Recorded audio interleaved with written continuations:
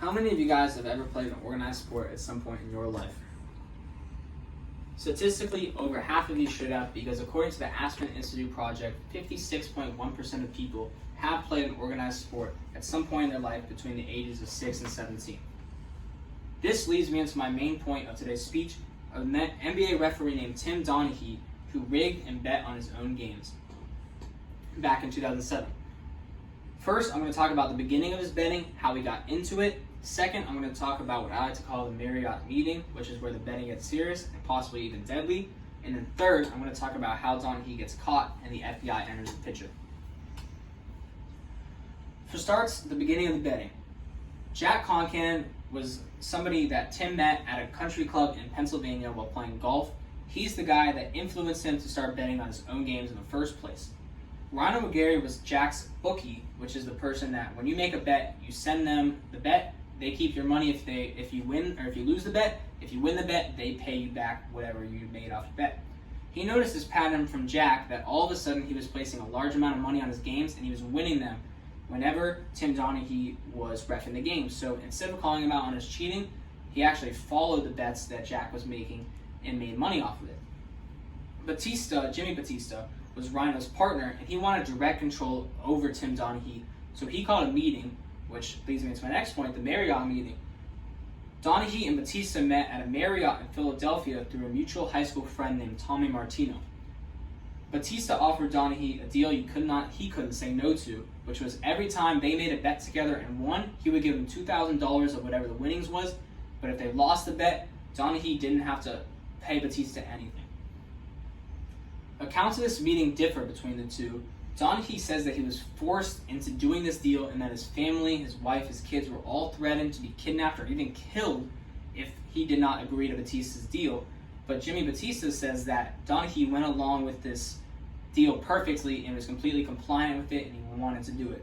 Still to this day, they both stick to their side. Nobody knows what actually happened, but they both disagree on it. This leads me into Donaghy actually getting caught. After about 2 years of the betting between Donaghy and Batista, the FBI got a tip from somebody inside of Jimmy Batista's group. They noticed call logs between Jimmy Batista and Tom Donaghy talking about this stuff, and Donaghy said that there was other referees doing this in the NBA, so they asked Donaghy to go undercover and try to investigate what was going on with the other referees. Before he could go undercover, this information of Donaghy rigging the games got leaked to the press, so he was not able to do this because everybody knew he was a cheating ref.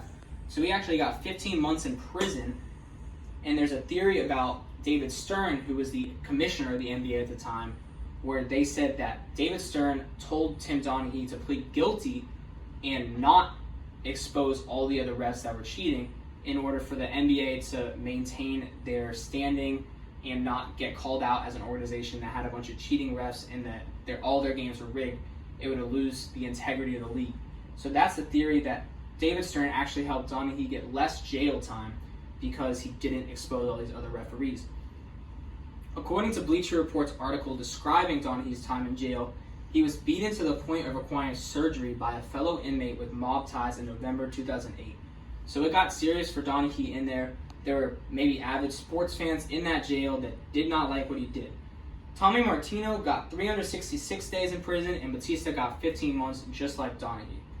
In their time betting together, Batista and Donaghy went 37-10, sometimes betting up to $500,000 on one bet, according to the Netflix documentary Operation Flagrant Foul.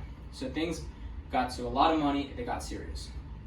To wrap it up, Donaghy's betting addiction grew gradually as time went along, and then when Jimmy Batista entered the fold, things got really serious, and the case got so big that the FBI had to step in, which doesn't happen with these sports cases very often. And I want to ask you guys to close this off. After learning about the scandal, think about how you would feel if you learned years later that your big game was fixed by a referee in order to make a profit out of it. How would that change your view of sports and referees as a whole? Because that would obviously be a big deal if you worked very hard to practice, play for a game, and then you learn later that it was rigged. Thank you.